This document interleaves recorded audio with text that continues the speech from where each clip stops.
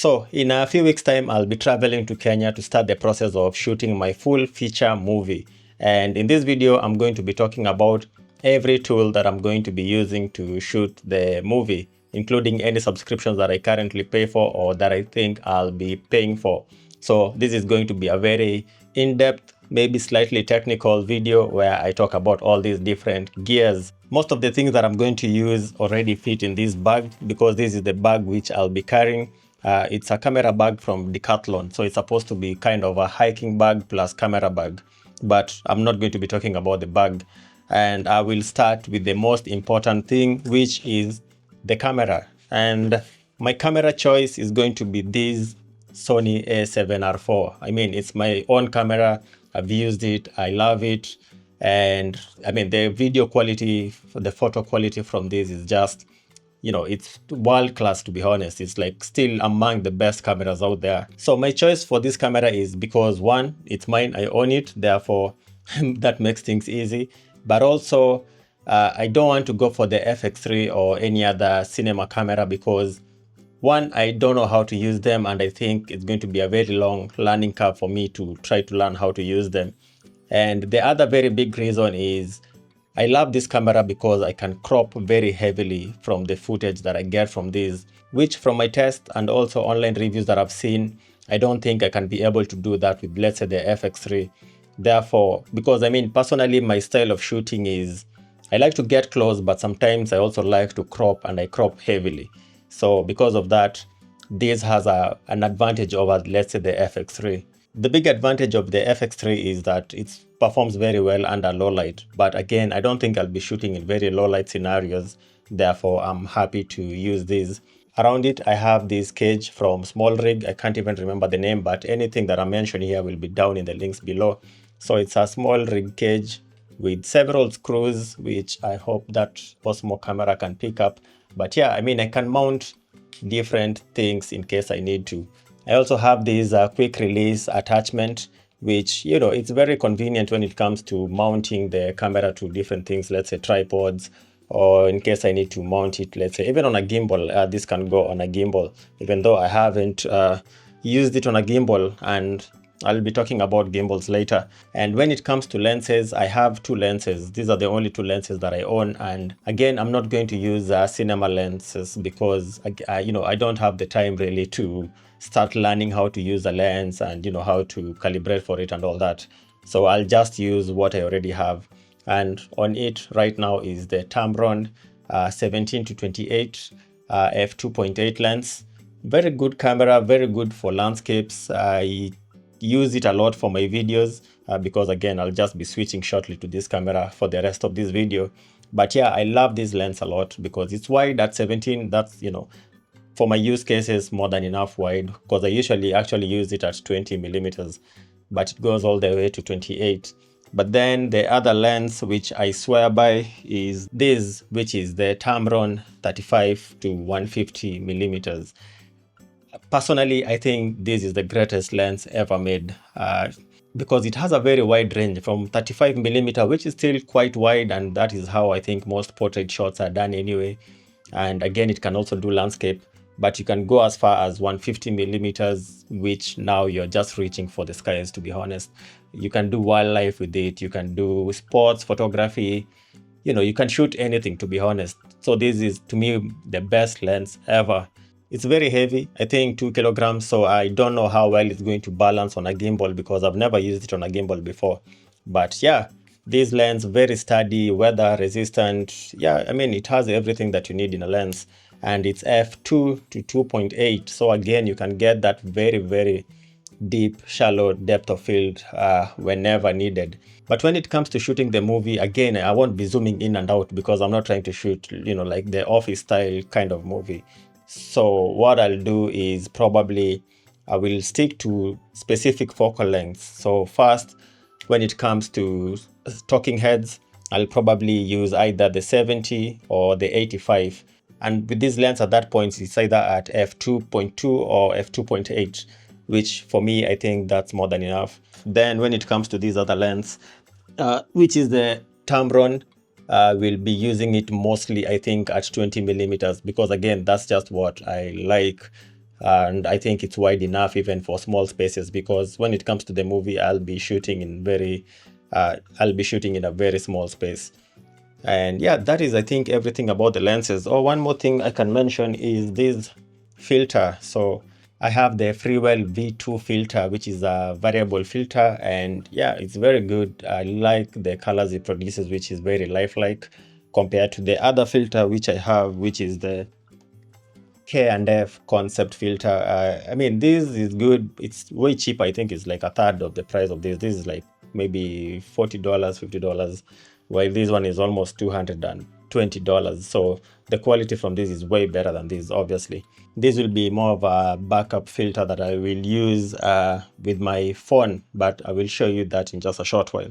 So that's it. Now I will switch to using this camera for the rest of the video. Okay, moving on to the final filter which I'll be using, it's the glow mist filter. And this is a quarter glow mist filter from Freewell. Again, I mean, this is more of a stylistic choice. I haven't used this filter that often, but I like how, I like the colors it produces. It kind of makes the digital look more filmic, and I think I prefer that compared to trying to just edit a picture so that it looks like a film picture.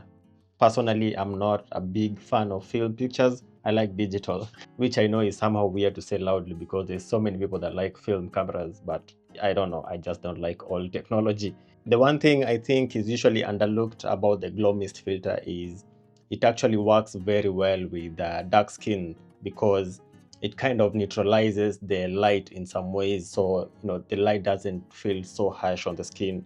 So I'll just put it there, and I like it magnetic, so simple to place, and that's it. And even just looking at the monitor, I can see it has kind of reduced that sharpness that is common with digital cameras. So I'll be using that throughout the entire shoot. The good thing is it's magnetic, so I can either use it with the filter, but I can also just remove the filter and use it on. But again, while shooting the movie, probably that filter, that is the both filters, the ND filter and the glow mist, they will be on throughout the entire movie unless I'm shooting a scene where there is no one in it. And moving on to other small things which I'll be using when it comes to the camera is it's this fan. I did a whole video about this fan from Ulanzi. Basically, the problem with the Sony a7 IV camera is in a hot environment, it starts to heat up, then it's going to just shut down. That has happened to me so many times. And again, that's maybe the advantage of cinema cameras because they have an inbuilt fan. But yeah, I bought this. I did a whole video about it, which, I mean, it's a simple fan. You just turn it on, then you attach it on the back of the camera and it cools it. And with this on, the camera does not shut down. And in Kenya that time, I'm sure the temperature will be roughly 27, 28. So when you're in a internal environment, like in a house, like in this space, I'm sure if I continue talking for the next 3 minutes, it's going to shut down. So I'll put this on right now. I know this video feels all over the place. To be honest, I haven't had time to put everything together because I also have a regular day job that I do. So next is the iPad. So I love the iPad. It's the iPad mini with a pencil. I use this for pretty much everything. I use it to read the news, to browse the internet, even though I have the laptop there, which I'll come to later. But with the iPad, it's quick, it's easy, and even right now I'm using it as a monitor. So you can see, yeah, there I am. So this is what I'll use to mount on the camera. I bought some extensions, something like this, which I can mount on the small rig, then with the iPad, because I don't think I need to buy another monitor for monitoring the footage. This is what I'll use, and it's also what I'm using for the project planning, things like talking with actors or planning shots. All that is in here, and it's small and it's portable, so iPads are good. I think I'll just finish everything to do with cameras. The next camera I'll use is this Osmo Pocket. So I mean, the footage earlier when I started, this is what I was using. This is the Osmo Pocket 3. I love this camera. Again, when it comes to, so many times people will ask me the best camera to buy for like vlogs, for just shooting, just daily life. And the answer is always two things. Your phone, any new phone nowadays, the cameras are very good. But if you have extra money to spare, you can buy something like this, which comes also with an external microphone. And I love this camera because it also shoots RAW, which it shoots flat. Therefore, I can match the color on this easily with the Sony. And I also have some filters which are magnetic. You can see that one sticking out there. So I have several filters which I'll use, which are of different densities. This one is an ND16. I have an ND8, 32 and 64, I think, and also have 128. So that covers all the ranges that I will need. Again, the movie will be shot indoors, the entire movie. The final thing about the Pocket 3 is I can also control it with my phone. You can't see it right now because I've disconnected it, but I like that I can do that, and I can also control it with the iPad in case I need to use the iPad instead. And the other last final camera I will use is my iPhone. This is the iPhone 15 Pro Max. So very good cameras. I like that Apple also introduced a shooting log, which is flat profile. Again, makes it easy to match it with any other camera. Then for this, what I will do is remove the case and use this case, which I rarely use it, but this is a newer case. And you can see I bought something which you can put there. What that means is I can use a proper filter with this camera. So once I remember how to open it, there you go. So yeah, phone goes in there, lock it. Then this is where that other filter comes in. So this one, the K&F concept filter. So that will go on there. I think it just screws on top. It just screws on there like that, and that's it. Basically, I have another cinema camera at my disposal, and it's a variable ND filter. So, again, I can use it to control the light much easily. So I love this a lot. So it's a very good backup. So when it comes to when I need shots of maybe very, very tight spaces, these will be my go-to. Either these or the Osmo Pocket. Either of them will work perfectly fine. And now let's talk about audio, because in filmmaking or any video you're making, video is only 50%, audio is 50%. If people can't hear you, they won't watch the video. What I have here is the DJI Mic 2. This has two microphones, which means both actors are going to have one of these. And I like it because I can also just, attach another microphone in case I need to, like a lavalier microphone. Then this can go maybe at the back pocket or somewhere hidden if I don't want it to look like that. You know how this looks like it's mounted. I don't like this. I need to find a better way of doing this because I don't like how it's dragging my shirt down. So yeah, two microphones. The reason I bought this is because on the marketing they said it shoots 32-bit float. I have no idea what that means, but it sounded high quality. And the good thing about audio is there isn't a big jump in audio changes when it comes to technology. Like audio from 50 years ago to now, the difference is very little. So as long as you shoot at the highest quality that your device can record, I don't know, that is maybe the 32-bit float, or I don't know, 320 kbps and above, I think any of that is going to age well. Whether it's 20 years, 30 years from now, that will still sound very good.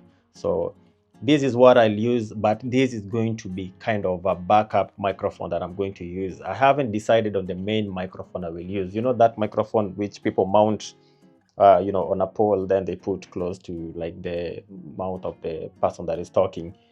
I probably will rent that because those microphones are very, very expensive, and most likely you need someone who knows what they're doing when it comes to monitoring their audio and all that. So while I'm back in Kenya, I will find a place to rent. Probably I've seen a few options, maybe like a Sennheiser, or I don't know. I honestly, I don't know. I think I'll get proper advice from someone knowledgeable about audio who is going to assist me with that. But again, when it comes to audio, you can also match up audios from different sources quite easily. Next is storage. I have two storage devices. I have an SSD, 1 TB SSD, which is connected on the laptop right now. And I have another 2 TB hard drive. According to my assumptions, that is enough storage that I will need. I will probably carry another 2 TB hard drive, just a normal hard drive. So I'll probably just carry an extra one just in case. You can never be too sure. But yeah, shoot everything from the camera, which has dual slots. It has two micro SDs of 128 GB, or I think it's 256 each.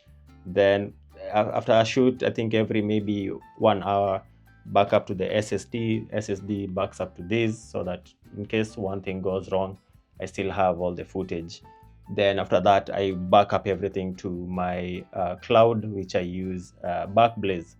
I find it to be the cheapest for backups. It's only $7 a month and it's unlimited storage. So I currently have a server which has, I think the total is 16 terabytes, but I've put it under RAID, so 8 terabytes. So where that is where all my footage sits. Then it backs up everything to the cloud. So yeah, that is the storage. Nice and easy. Now, if you remember this bag, I'm sure you saw the drone. I won't be carrying my drones to Kenya because the drone laws there are all over the place. The government decided to make it so hard for people to fly drones. Basically, getting the license is like 5 times the price of buying, a mini drone, almost 10 times the price, just getting the license. So if I fly with this to Kenya, I'm sure they will confiscate it, which I don't want to risk it. So in case I need any drone footages, maybe I will license from like a license website.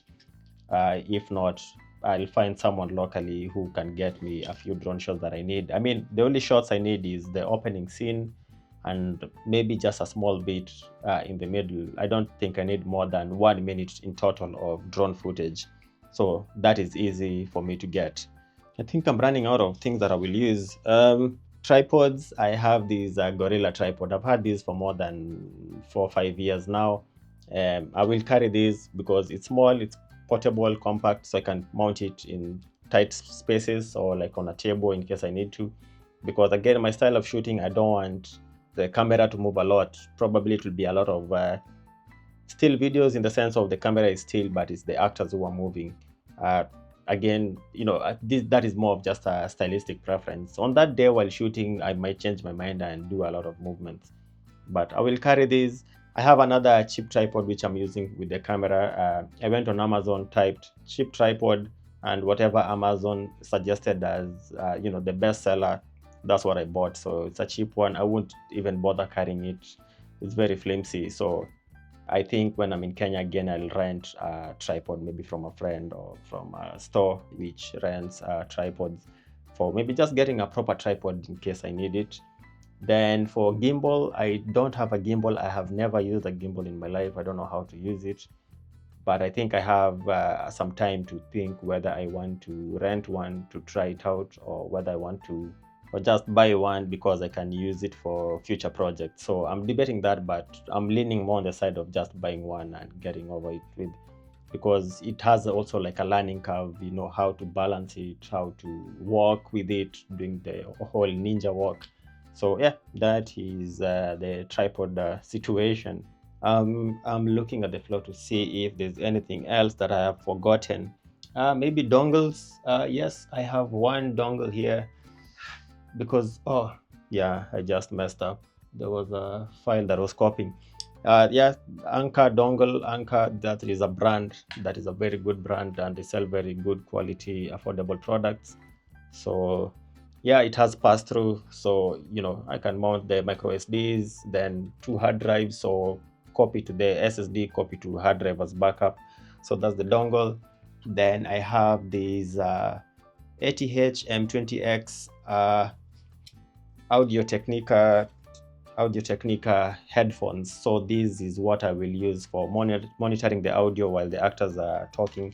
So I'll just have that on to listen in properly, just to make sure nothing is clipping, everything is well balanced. And I will probably also use it when editing the movie afterwards. So yeah, it's a nice headphone. It's very well rated, well recommended. I use it for my DJing, which is something I do on the side, just for fun, not like a paid thing. But I also have a Sony WX-XM5s which I love them. They are more of like my travel headphones or my work headphones. So I'll use that maybe once I've mastered everything. Then I want to just hear like the bass levels and all that, because this is flat. This is more of a flat audio for you to just make sure everything is consistent. And when it comes to editing, the laptop I'll be using, that is it. That is the M1 Pro. I've had it for several years now since it came out. I love the laptop. The battery on it lasts forever. It's very powerful. It handles all the footage I throw at it from this camera that is 4K 10-bit or all that. And yeah, it hasn't, touch wood as they say, hasn't failed me yet, and I have no plans of updating it anytime soon. So that is the laptop situation, and I think that is pretty much everything that I'm going to use. So anything I haven't mentioned is not that it's not important, it's probably something I'll just need to rent. And the final thing I'll talk about is lights. Now, for this movie, it's two people who will be acting in a house, which will be like a one-bedroom house. So that is only, how many rooms? A sitting room, toilet, bathroom, kitchen, and then a bedroom. That's it, and maybe the corridor. So it's a very small space because that is the concept of the movie. And I will not be using any light. I will use natural light. Luckily, in Kenya, there's daylight pretty much most of the time during the day, which is very consistent. Then at night, I will just try to use bright light. So I'll probably buy very bright bulbs, or I'll try to buy, bulbs which I can regulate the intensity of the brightness, and just try to find a stylistic way of setting it up. And that is why I'm going to Kenya very soon, so that I can try and establish such situations. Once that is locked, I'll be traveling back again now to shoot the entire movie, which I'm planning to shoot the entire movie in only 4 to 5 days maximum, because again, I don't have a lot of leave days. I have to take leave days to do such kind of projects. Maybe if this movie is successful, I'll be able to do this full time. And yeah, final thing I'll talk about is a subscription. So there's a few tools which I'm currently using. The first one is Milanote. Milanote is a very good tool for planning. I had subscribed to it, then I unsubscribed, then I kept struggling with Notion because I really love using Notion, but I don't think it's very good for this kind of a project. So I subscribed back to Milanote, and that's what I'm using. That's where all my ideas are for this movie. That's where all the contacts are, all the planning for the movie itself is.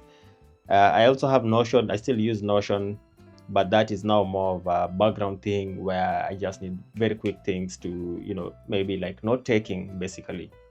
So I get overwhelmed using apps, to be honest. But for me, when it comes to note taking, everything that I do starts at using the Apple Notes. If I'm using Android, which I have a Google Pixel phone, I use Google Keep. So I just like the default note taking apps because they're very simple and very quick. Open it, type quickly, close. It saves everything online. And the other tool which I use will be DaVinci Resolve. Well, it's not open, so I don't know why I'm pointing at the screen.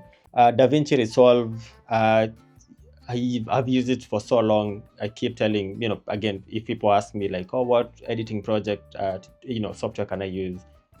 Download DaVinci Resolve. It's free. The free version is very, very capable for any project that you want to do. And the moment you start getting to hit the limits of it, eventually, I think you'll be better off just buying it. It's a one-off license. So the one I have, I bought the license. It's slightly on the expensive side, almost $300 buying it one-off.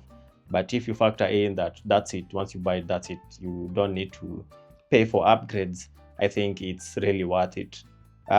Since I started using that, I've never opened Adobe Premiere Pro. So I think for the last like 5 years. That is my editing software, which I will use to edit the movie.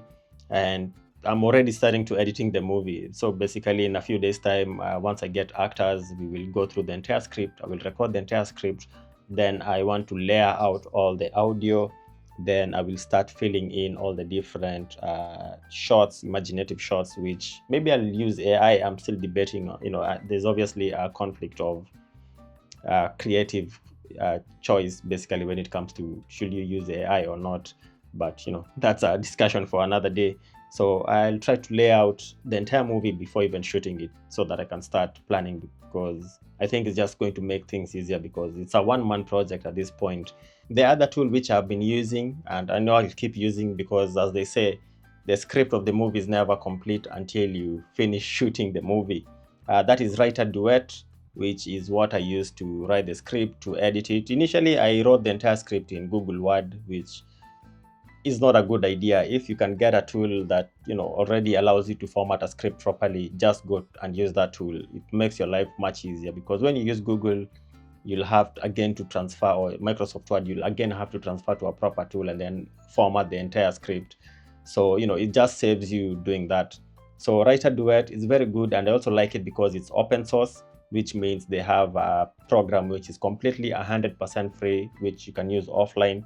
And I think it also supports 1 or 2 projects online. But I'm using the paid version of it because, one, I think it's a very good tool and I like supporting open source programs, but also because they've integrated like a system where you can click play and then it reads the entire script for you, which I find very helpful. So when I did that, it showed the entire movie will be like roughly 1 hour 30 minutes, or I think 1 hour 20 minutes, which is very good. And that was before I even cut out several parts of the script. Writer Duet, I really like that program. That's very good. Then finally, another program that I will use is called Cartridge. I think I'm pronouncing it correct. Cartridge, that is the name. And I don't know if the iPad is visible. This is an app which I have on the iPad. I also have it on the phone. And this app, I really like it because it kind of lets you, how do I describe this? Instead of setting up my camera and the lens, let's say I want to see what 24 millimeters is going to look like, I can use this cartridge. So I can just choose the camera that I'm using, the lens that I'm using, select that. I have the app on my phone currently set up at Sony A7 IV 20 millimeters. So if you see that reflects almost 1-to-1 accuracy what this lens is. So instead of setting up the entire camera, I can just use this to plan the shots. Movie directors will use another tool which looks like a lens, and they'll hold it, and you'll see them doing that. I don't need to use that if I can just use an app. So I can just check that. If I want to switch it to, let's say, 80 millimeters, I can do that very easily and switch to 80 millimeters, and then I will see what the focal point, or rather the focal range, is going to look like. The only advantage I'd say you have with this compared to, let's say, having the dedicated thing the directors use is you cannot really control the aperture. So you have, because these cameras, they're not very good at controlling apertures, so it's kind of a fixed aperture. So I get the point of why directors use that. But yeah, for now, Cartridge, that is going to be what I'll use, unless I find that viewfinder for free from maybe a friend or somewhere, or if it's very, very cheap to like rent it. So yeah, and I think that is everything. Other things are miscellaneous, like power banks, which I don't need to show. And yeah, my mouse, keyboard, those are just normal tools which everyone that has a laptop has. And yeah, I think that's it. I'm not going to drag this video any further. In case there's any other things which are very important that I haven't mentioned, again, I'll probably list them down below. You can check out the links down below. And yeah, I'm looking forward to traveling very soon and starting this insane journey of shooting my first ever movie. This is something I wrote the script 5 years ago, back in 2020 during COVID. And yeah, I've been wanting to shoot this movie since then. And I'm glad that I'm reaching that point where it's frightening to do it, but it's also exciting at the same time. So yeah, it's going to be a wild ride. And yeah, I'm glad also I have a few friends who've offered to help in one way or another, because I won't be paying anyone apart from the actors who will be in the movie. So yeah, see you in the next behind the scenes